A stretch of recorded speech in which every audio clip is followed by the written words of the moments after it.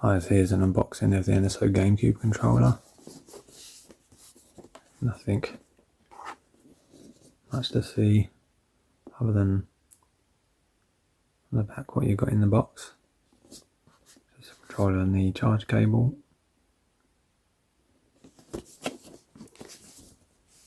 And as I did with the N64 NSO controller, I'm comparing it to the original. I also have, just for fun, Spice Orange one, which I got when I imported the GameCube from Japan when it originally released. It was a purple GameCube still, but came after I was getting two controllers. That was the only one available, I think. Unless I just decided to get it just because it was different. I don't know, but I don't particularly like the colour. And then the Wavebird, which has gone a bit yellowy. Might be able to tell the difference there. I have got still a black one, but I didn't bother to bring that out because, I mean, how many more colours can you want to see? And I also had a silver one as well when I got a limited edition Zelda GameCube. But I sold that on eBay a few years back.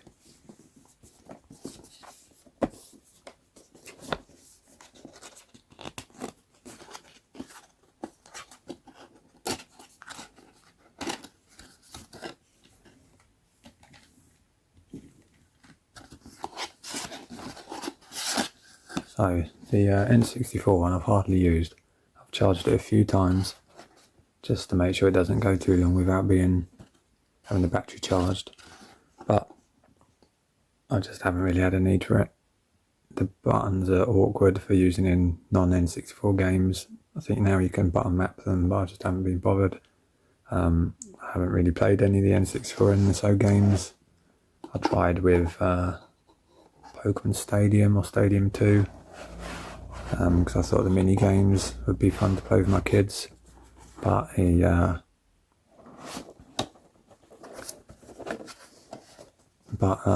trying to play it with the Joy-Cons and things was just awkward or impossible, or I don't even remember now, but it's just not worth the hassle.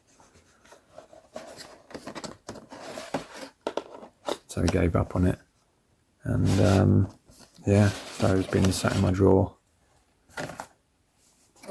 apart from getting the odd charge. This, however, being that it has all the buttons that you can need for modern gaming, I think will definitely get used.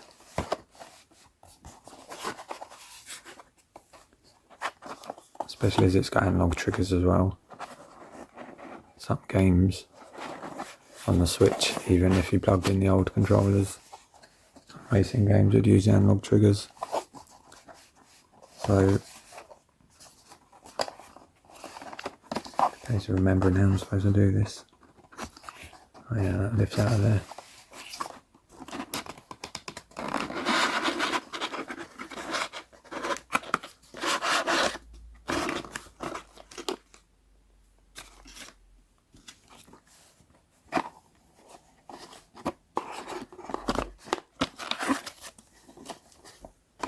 In my last video, a person complained that I spent too long on the instructions, but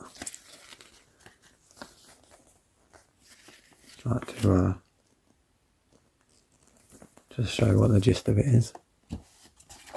The cable in here. This is, I imagine, the same cable that came with the Switch 2 Pro controller on another video I unboxed yesterday. I didn't talk in that one, but I thought I might talk in this one because there might be things that need to be said. But one of the things that I did notice about this cable, or the Switch Pro controller one, was that it was a lot more flexible. Well, pliable, not flexible like stretchy or anything, but just has more give on it, which is good. It's a bit thinner as well. You got USB Type-C to go into the controller, and Type A, well, it's convenient because the switch dock's got 2 Type A's on it, so to charge that way, or you can plug it in many other things. Probably be less convenient if you had a Type C on the other end.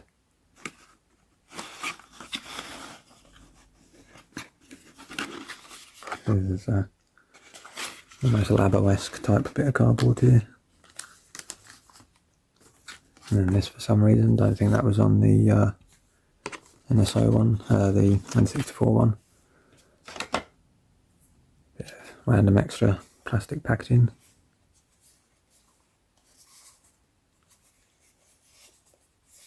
Right.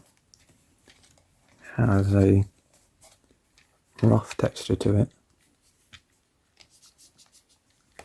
Trying to figure out whether that's just this one has worn down over time and has got smoother. However, they've created it slightly differently.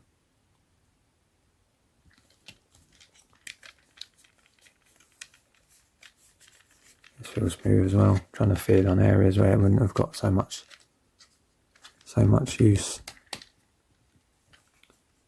No, this is definitely a bit rougher. Maybe just intentionally to help with grip.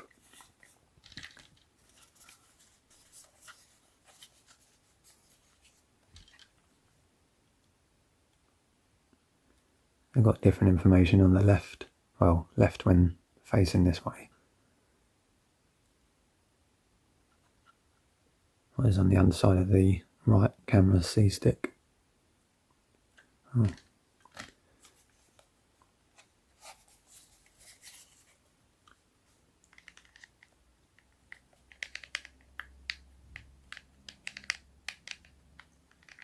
They feel the same as what I remember. They're not like the Pro Controller or the new Joy-Cons. See, these ones are a bit worn down. They feel still quite good. I don't remember ever having any drifting issues or anything. If anything, it just slightly had a dead centre in the middle, which wouldn't, move the character until you pushed it a bit further. Obviously, first major difference is lack of cable, which is obvious. Unless you're comparing it to this, then obviously didn't have a cable either. And the main difference is you don't have the battery compartment. The Wavebird also didn't have rumble as a result to save batteries, from what I remember, unless they couldn't fit it in, cram it all in as well.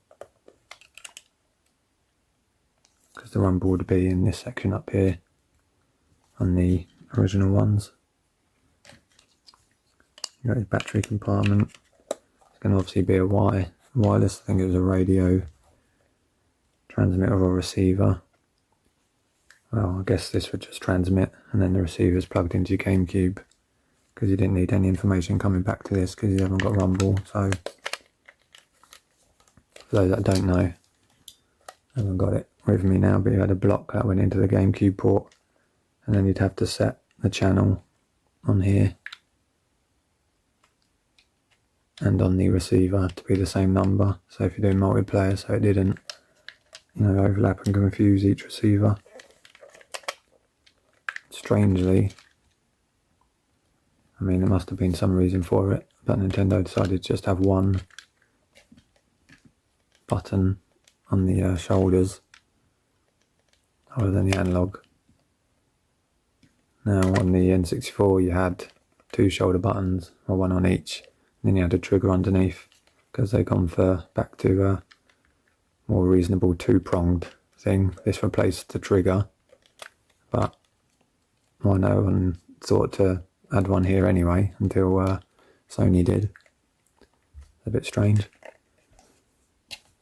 Now on this one, they do have one, but it's a tiny little one. I mean, yeah. Kind of strange why you wouldn't just have the same one again.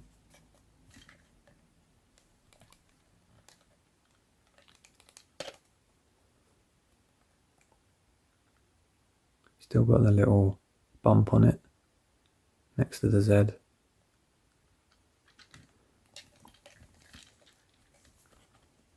D-pad.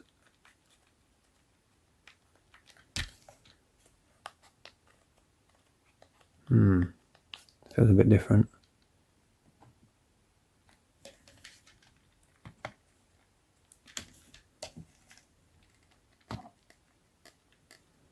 This one feels like it's almost got like a pivot point, like a rocker or something underneath. I think it's like kind of clicking into the different directions, which may be a good thing. I'm not sure because I'm not using it yet.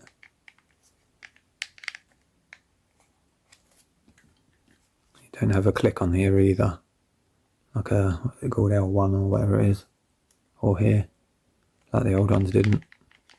So there's no click and stick, so you might be a bit limited still trying to use this in certain games. Because even though they've added this button here, which pretty much means you have all the buttons available, you haven't actually got these clicking. That's something to bear in mind. On the top you have the home button. I was going to say that's the capture button, but it's not. That's the chat button, isn't it? That's the capture button. That's the sync button. And then the charging port. And that's the obviously tell you which player you are. Can't remember what that is. It looks like a light. Oh yeah, charging light. Rather than a reset button. I'm hoping this is in focus, because sometimes it looks like it's out of focus.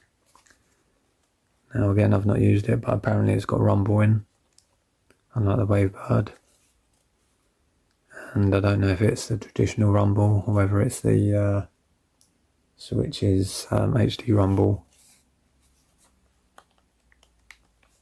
And obviously it's got a built-in lithium-ion battery as opposed to the AA batteries that the Wavebird took.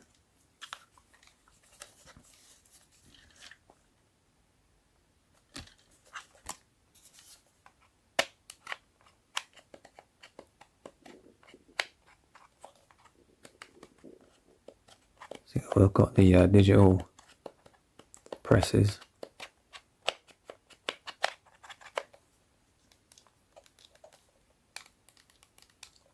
I wonder how easy it is to press that one.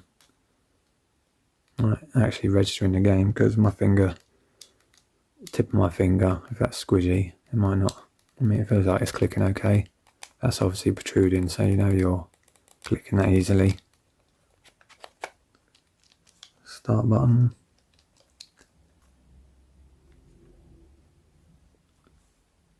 Yeah, so there's no minus button either. If this was the equivalent of plus on the Switch, then there's no minus button equivalent either.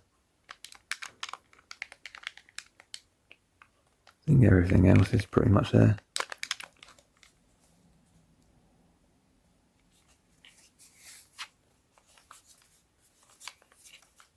And apparently, maybe I should have tested this out, but apparently it maybe has a gyro in as well. Let me get my Switch 2 and I'll see. I'm not sure if I've got any games installed which use gyro anyway.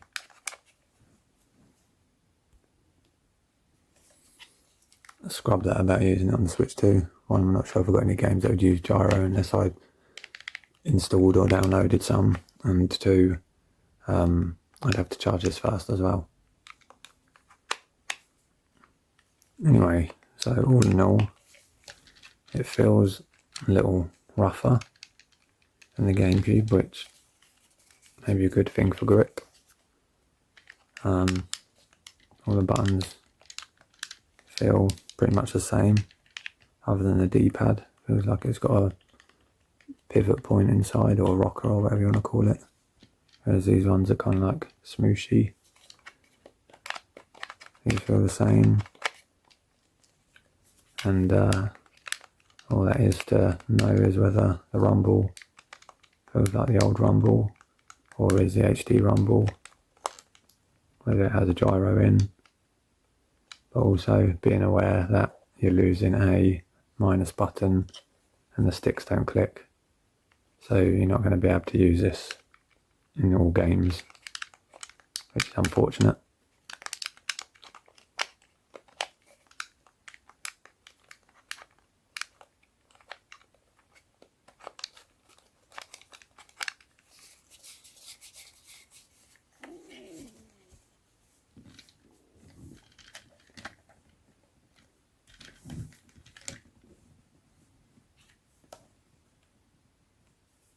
there you have it. Thanks for watching. Bye.